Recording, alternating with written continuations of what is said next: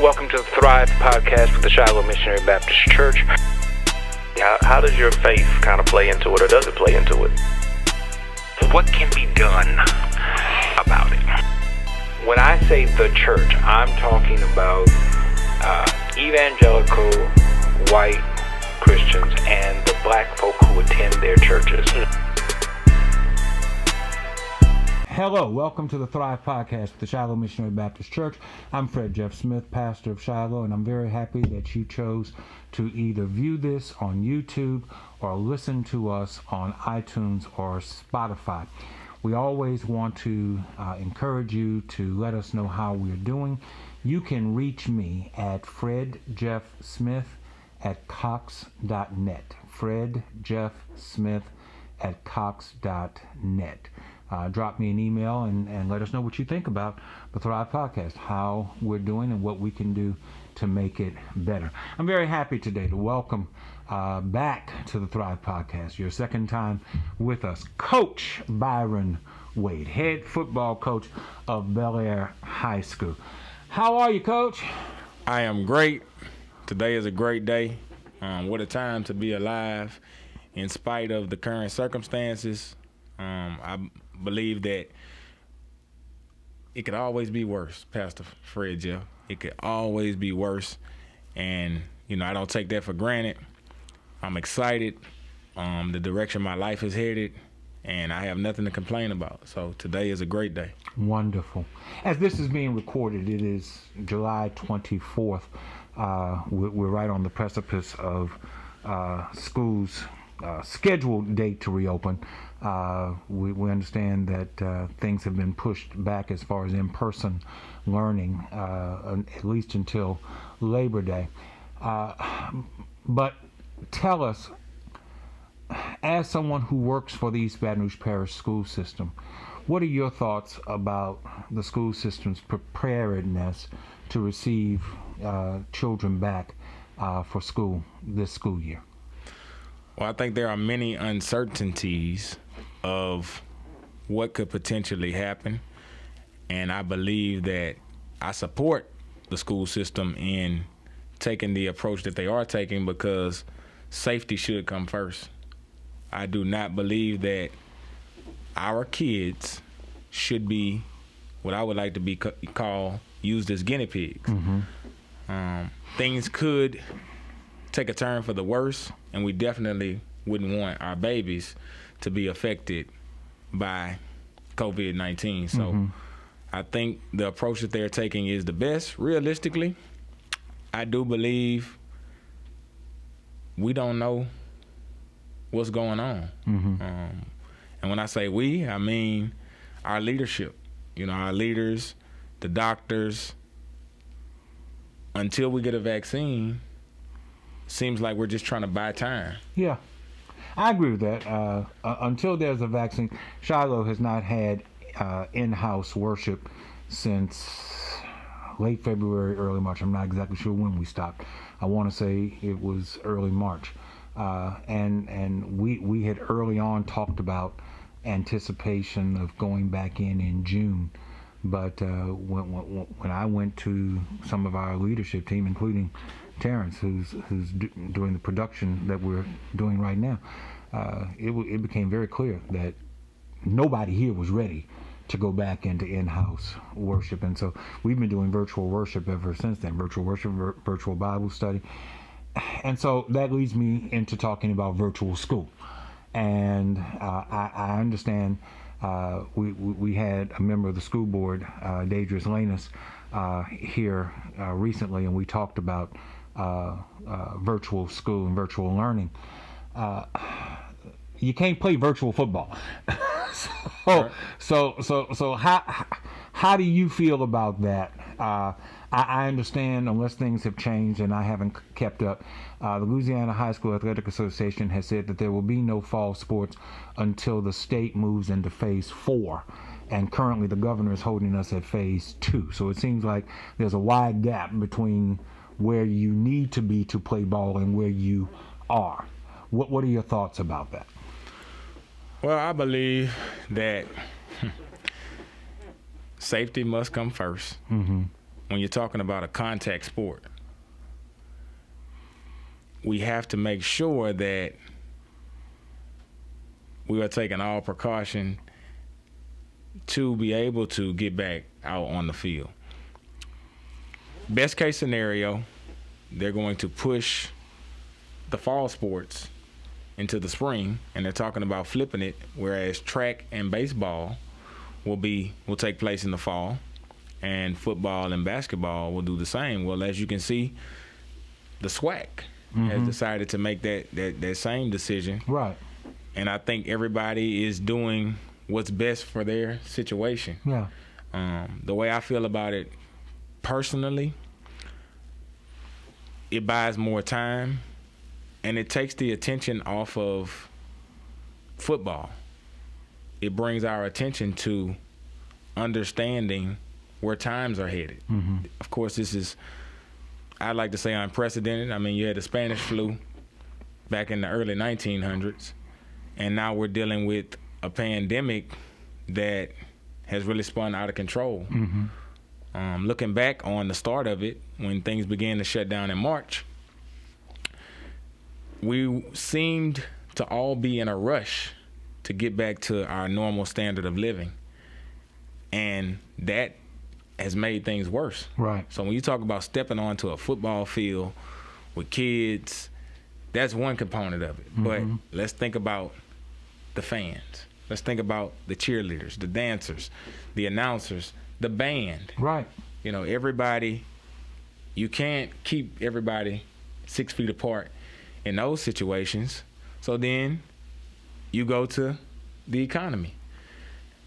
I think that's the motivating factor that is pushing us to want to get back to that normal standard of living, because we're losing money. But in the reality, all the focus needs to go on putting a cap on this and keep sustaining the lives of everybody, not just our youth, but all ages, all people.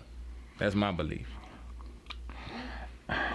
Aside from the obvious disappointment surrounding the COVID-19, how excited are you to have been named head coach of the Belaire High School football program? I know that you have been involved in coaching for a number of years, but this is your first head coaching position. So tell us how excited you are about that.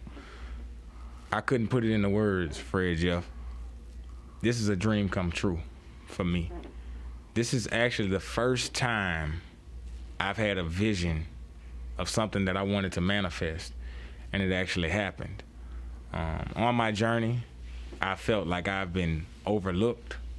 I've also made a lot of mistakes, you know, and, you know, in making those mistakes, I'm my biggest critic, so I always critique myself and try and make sure that moving forward, I learn from the mistakes I've made and, you know, make the best of everything moving forward. Principal Angela Jones, she's given me an opportunity, and I won't let it be in vain. And I'm not saying that's in my everyday walk. And everything I do, I'm just overly joyed with the opportunity to be able to lead a high school football team. I'm not just a football coach. I'm an educator. Yes. And I'm a mentor. Yes. So in being that, I get to transform these young men into adults, get to build their character, enhance their character, and mold them into being productive citizens. I'm glad you brought that up, because one of the things that I remember from the last time that we talked is your bringing up the whole idea of mentorship. That for you, coaching is not just about athletics, it's not just about wins and losses, but it's about having an impact in the lives of the people that come under your tutelage. Is there a difference between mentorship of the average young person at Belaire versus people in Baker, because Baker was your last stop? Are the needs different between what's going on at Belaire as opposed to what's going on in Baker, or do you find them to be the same regardless of where you are? Well, they have parallels in some instances, and there are some differences and some similarities. Of course, you're dealing with inner city kids, and always with inner city kids, circumstances tend to distract them, hinder them, hold them back, or get in the way of them being able to achieve their goals. I think what's synonymous is their value system. Our youth, our black youth, they have a poor value system. The things that they value is not important. And as a leader, as a mentor, at Baker, I tried my best, along with Coach Eric Randall, Coach Mitchell Connor, other coaches and teachers, to get them to understand that you can overcome adversity and overcome certain circumstances. Somebody told me that who better than to teach a broken child than a former broken child.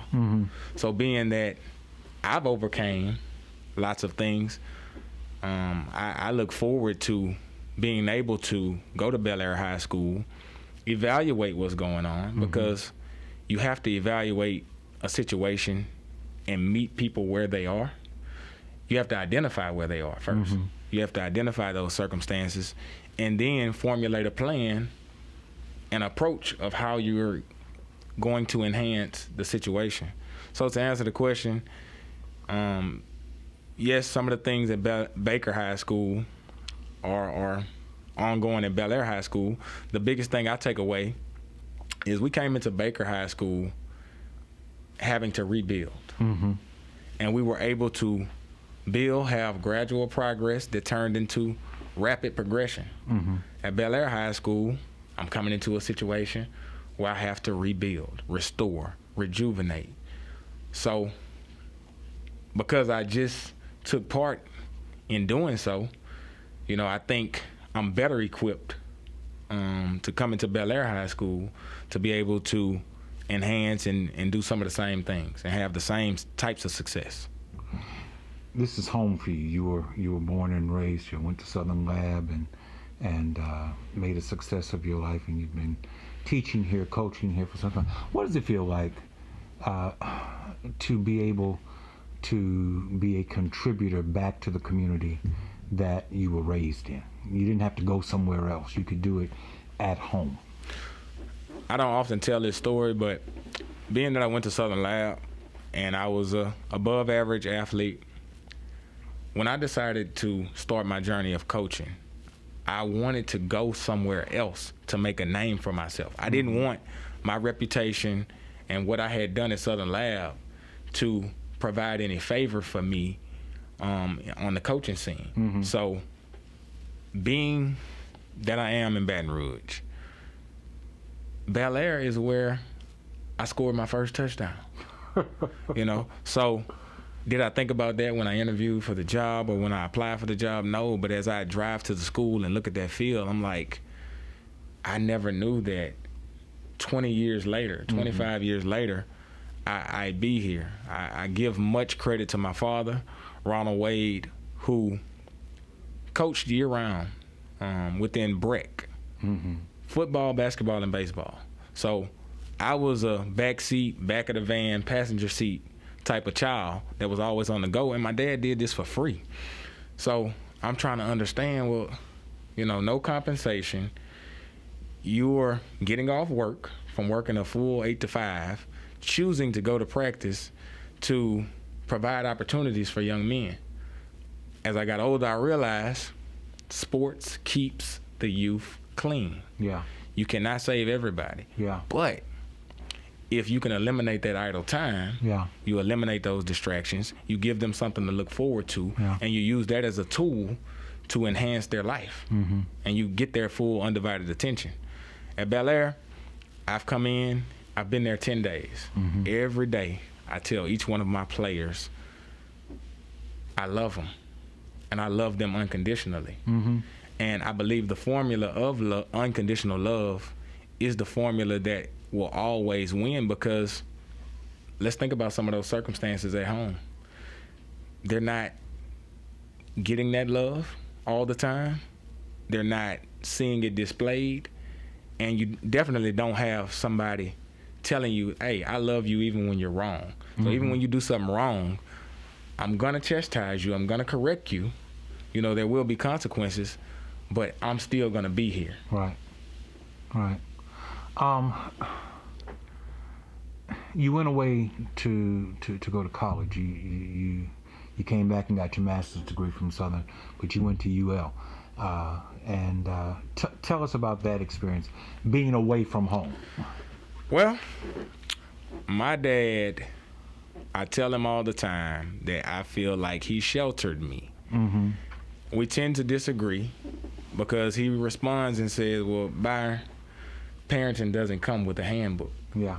You know, and he can remember certain times things happen to younger boys, and he said, well, you know what, I'm not going to put my son in a position to be at risk for those things to happen. So I'm saying to myself, I'm an honor roll student, you know, I'm excelling athletically.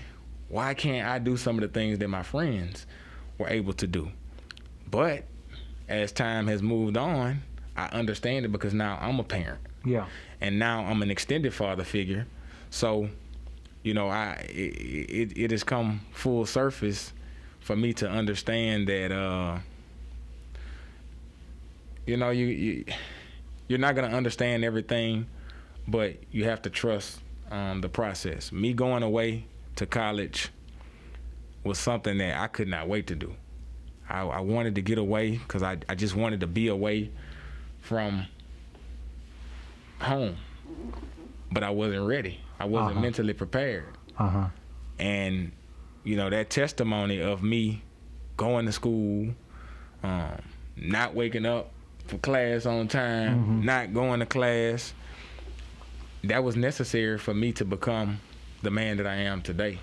So that was the discovery that maybe you weren't disciplined enough, not being able to go to class.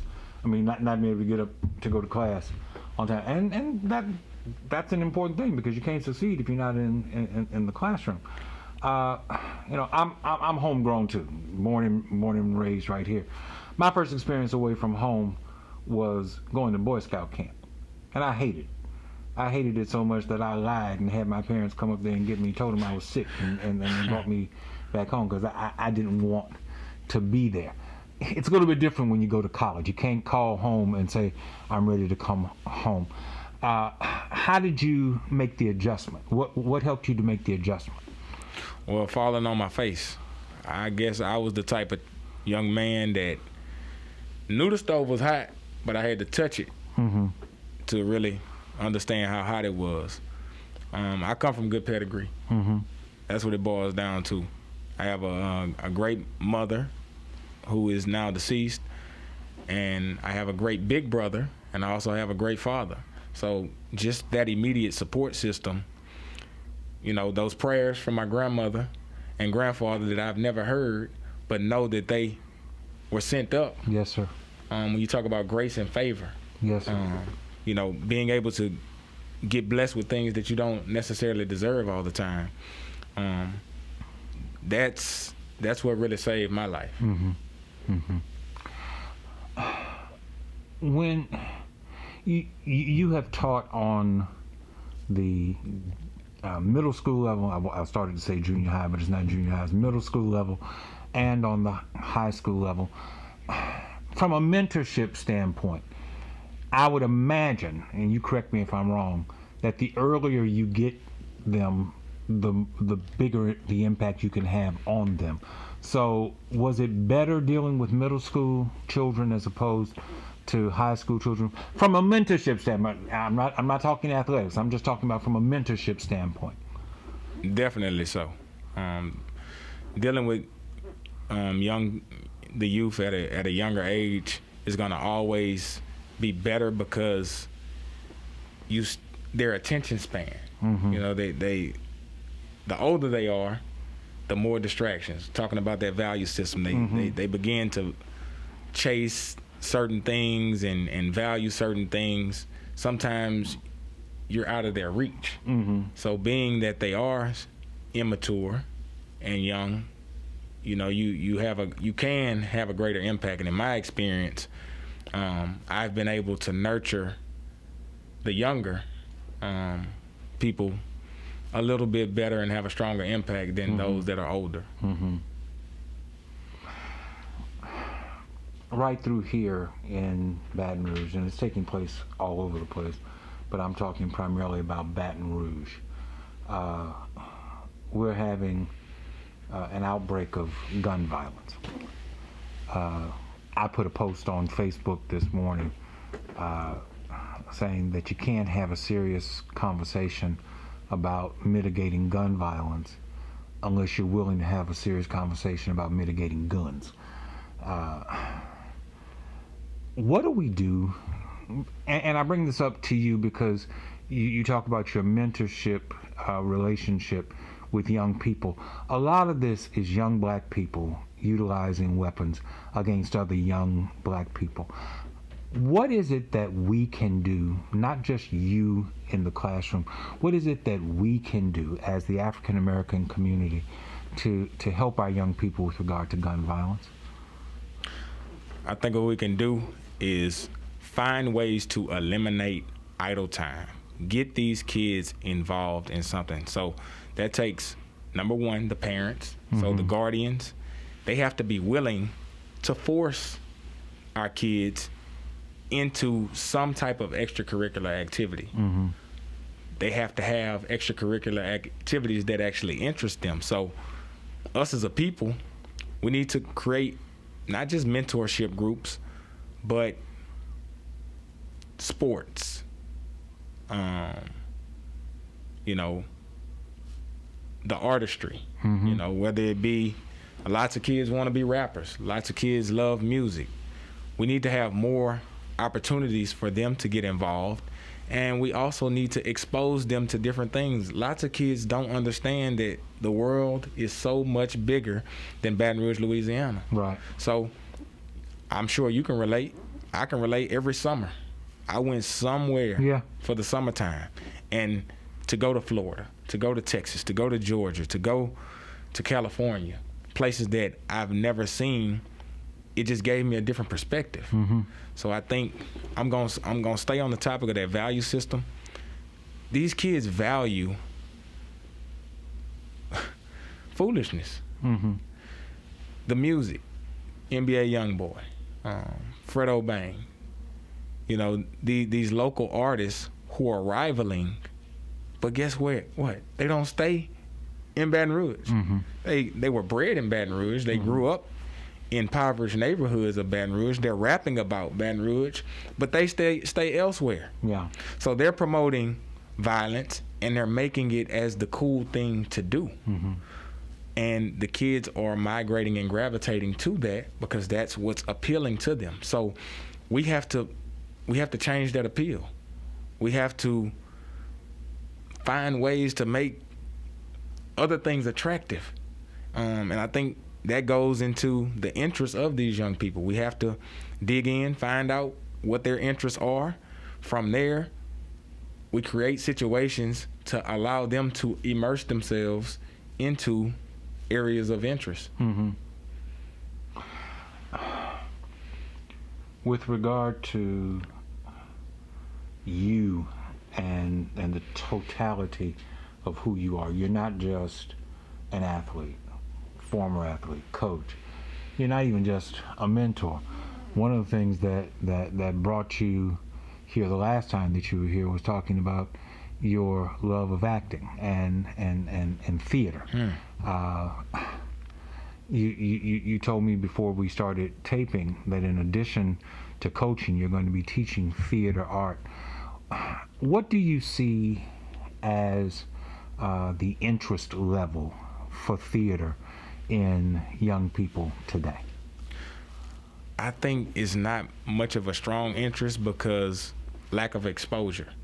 So Nazarene Baptist Church, every holiday, I was fortunate enough to be forced from Sunday school to be in a production where I was required to learn lines, to play a certain character or role. That didn't cause me to have an interest. That let me identify, hey, I have a talent in this. So right from within the church. But if you talk about kids that may not necessarily be attending church all the time, they have to be exposed. Right. The thing I like to teach in my class is step outside of your comfort zone. Make that the cool thing to do, just to try something. And if you don't like it, then you don't have to continue doing it. But I think that's what will spark the interest of a lot of kids. And as far as acting, for me, it's very therapeutic. Pain is something that we're all going to experience. Yes. At some point in life. So when acting, you get to transition that pain into reality. The pain that you feel, you perform, and whatever that character is, you can relate to some of those traits that are called for that character. So I think, being able to understand that's something I identify myself. Yeah. I think if young people would get involved in acting, a lot of them have personalities. They like to clown. They like to tell jokes. They have to be exposed. You were talking about rapping earlier. It's amazing when you look at it, the number of African American actors who got their start with rap music. If you just sit down and think about it, just names pop up: Ice-T, Ice Cube, Queen Latifah, Ludacris. All of these people started off in the rap world and made successful transitions into the acting world. What do you see as the similarity between that particular music genre and acting? Well, I think you can only tell a certain story for so long. So music that sells is music that comes from the heart. So after a successful career in music, your days are numbered, because once you achieve a certain status of fame and you're making a certain amount of money, these people that are buying your music can't really relate to you anymore. So I think the transition comes in at that point in time, as that's the next step. Wise people will always, I'm not gonna say will always, but commercialize themselves. Ice Cube was a bona fide gangster, a gangster rapper. When you look at Boys in the Hood, that movie, he didn't look like he was acting. He wasn't doing much acting. Yeah. So I think, that's the next step. And again, people fail to realize when you say performing arts, you have dance. Right. You have rap, you have singing. But performing arts is acting, to actually convey a character and become another person. That is a form of artistry. Yeah.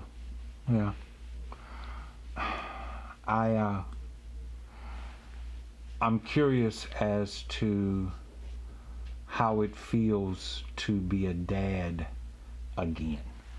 I see pictures of you with your newest child on Facebook quite a lot. I'm 23 years removed from a small toddler. Ain't interested in going back, by the way. But what's it like to be dealing with toddlers again? First off, I'll say my two sons, Byron and Jackson, are my most prized possessions. The fact that I was blessed with sons told me something about myself. That all of what I've been through, all of what I've experienced, cannot just be a waste. So my story has to be told in just telling a story, sharing testimonies, getting involved, performing. Having a toddler is a lot of leg work. It's a lot of running around, correcting. I think the biggest factor is patience. I think patience is what comes out of it, because when you have one child, you're just catering to that one child. Mm-hmm. But once you have that second child, you identify things that you could have did differently with the first child. So you try and be a better parent, but you also run into the problem of a little jealousy and a little envy, because my oldest son told me that he thought me and his mom loved the younger one more. Sure. So it made me go take a look in the mirror and step back and say, well, what am I doing, or what am I not doing to make sure, you want to be the perfect parent, but, you can never be. But to make sure that you are both pouring into both, in my case, both of my children, to make sure that they are getting everything they need from me as a father. Yeah. But what's the age difference between you? 6 and 2. Okay, 4 years. I am the second born of my parents' children. There's a 6-year gap between me and my older brother. And I can tell you, I did the same thing. I went to my father. I looked at the freedoms my brother had as far as mobility, things he could do, stuff like that. And I said, well, why can't I do what he's doing? Why don't I have that same amount of freedom? It must be because they like him more than they like me. Now, from the flip side, because they were 6 years removed from my oldest brother, they had more to give to me than they had before. And so he's on the other side saying, how come he has stuff at that age that I didn't have? Y'all must like him more than you like me. So it's a balancing act. And 4 years, not quite as big a gap as 6 years. But how do you handle that balance? Well, I take that same situation with my son, and I told the 6-year-old, I said, well, does Jackson take swimming lessons? Mm-hmm. Can Jackson swim? He said, no, sir. I said, well, seems like Jackson may feel some type of way about you getting swimming lessons. And I said, son, you have to understand what a role is. And I told him a role. He is a big brother, and of course Jackson is his little brother. So his role, his job, his responsibility is to teach Jackson. I said, son, I always want you to do what? He said, be better than you. I said, so being the big brother, you should always want Jackson to do what? Be better than me.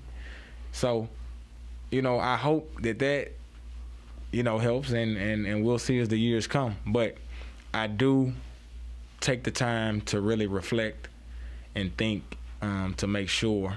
Because growing up, when we grew up, we always say, well, my mom or my dad wouldn't have been worried about that situation, and you'll be all right. But they have something called childhood trauma. Mm-hmm. And most times we don't identify it. Sometimes we never identify it, but we don't identify it until we become adults. Mm-hmm. It was recently pointed out that African Americans don't tend to get therapy. So the fact that we don't get therapy, we're going around undiagnosed with things that we think that is normalized. Yes. Depression, we think that it's okay. You just have to fight through. Yes. And that goes back from 400, 500 years of the oppression, that we've dealt with as a race. Yes. That we feel like that's just what it is, and we just have to fight through when times have changed. Yes, sir. And that's not the case anymore. Mm-hmm.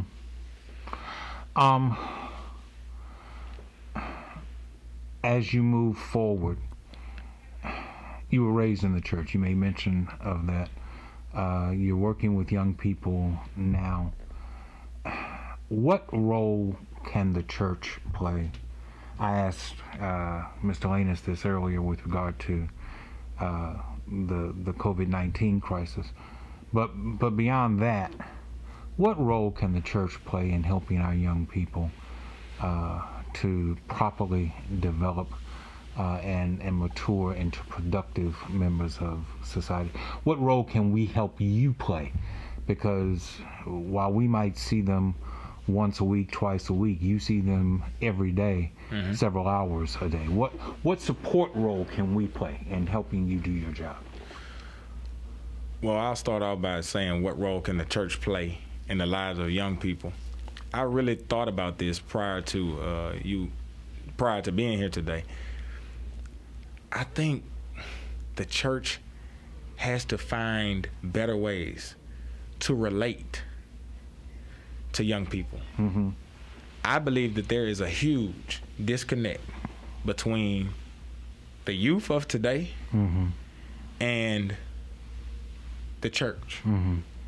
And the only thing that is going to bridge that gap is to connect with them by allowing them to tell their stories, putting them in a position where they can articulate and tell certain things for us to be able to identify what they're thinking and how they're thinking. Yeah. You know, lots of times I hear all these different theories of why there isn't a God, and, you know, but as times have changed, the media, you know, so many different people having platforms and voices to speak, so many things are put out there.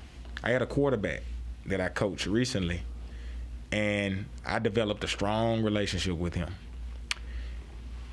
And I said, you know, son, make sure you keep God first. He said, Coach,